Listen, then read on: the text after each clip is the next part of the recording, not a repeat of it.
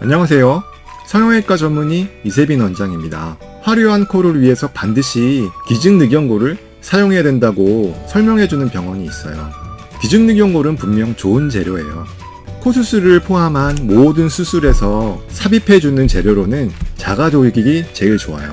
여러 차례 수술을 해서 더 이상 자가조직을 채취할 수 없는 경우에는 기증늑연골이 그 진가를 발휘하죠.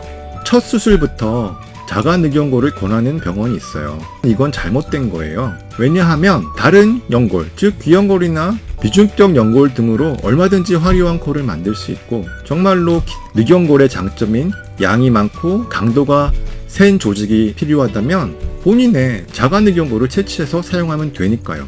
어떠한 이식된 연골이든 시간이 지나면 힘을 잃어요. 자가늑연골은 좀 더 단단한 고유의 성질로 인해서 조금 더 효과가 오래 지속된다고 알려져 있어요.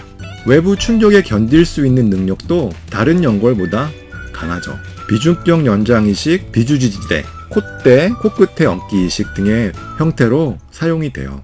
구축으로 인해서 코끝이 매우 짧아진 경우 늑연골은 굉장히 좋은 재료죠.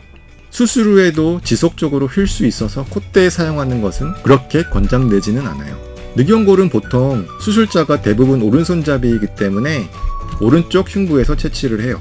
채취 후 남는 흉터는 브래지어나 비키니 수영복으로 완전히 가릴 수는 없어요. 채취하다 보면 흉막에 손상을 주어서 기흉이 발생할 수도 있다고 알려져 있어요.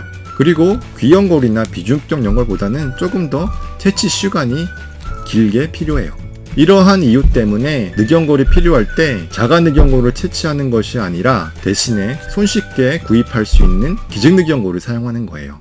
기증늑연골은 Irradiated Homologous Costal Cartilage예요. 사체로부터 늑연골을 기증받아서 여러가지 조작을 해서 이식 거부 반응이 일어나지 않도록 만든 후에 이식을 하는 거예요. 이때 감마 방사선 처리, 함투성 파괴, 동결 건조 방법의 처리 과정을 거쳐요.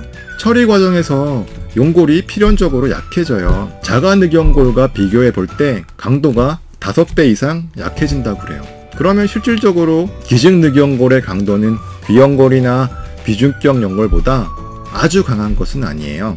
이식되었을 때 면역 반응이 일어나지 않도록 모든 세포를 사멸시켜서 살아있는 세포가 없어요.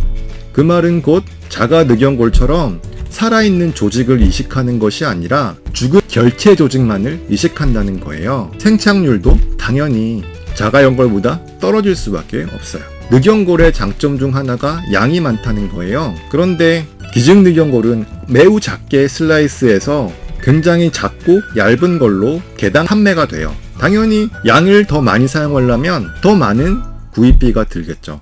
그렇게 되면 수술비가 높아질 수밖에 없어요. 그 말은 곧 양이 충분하다는 장점도 기증늑연골은 없다는 말과 같아요. 이처럼 기증늑연골은 늑연골 본래의 장점이 대부분 소실되어 있어요. 처리 과정에서 5배 이상 강도가 약해졌기 때문에 기증늑연골이 강하다고 결코 말할 수 없죠. 기증늑연골은 살아있는 조직이 아니에요. 자가연골에 비해서 생착률은 떨어질 수밖에 없어요. 살아있는 조직이 아니기 때문에 골절이나 조각나 버리거나 흡수가 되거나 감염이 되거나 휘어지는 부작용은 자가조직보다 훨씬 높다고 알려져 있어요.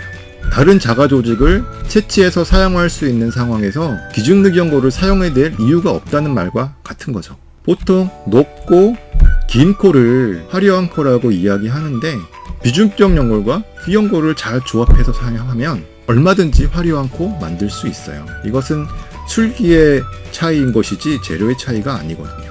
늑연골의 장점은 양이 풍부하고 강도가 강하다는 거예요. 그런데 기증늑연골은 강도도 다른 자가연골에 비해 높다고 말할 수 없고 양도 풍부하다고 말할 수 없어요.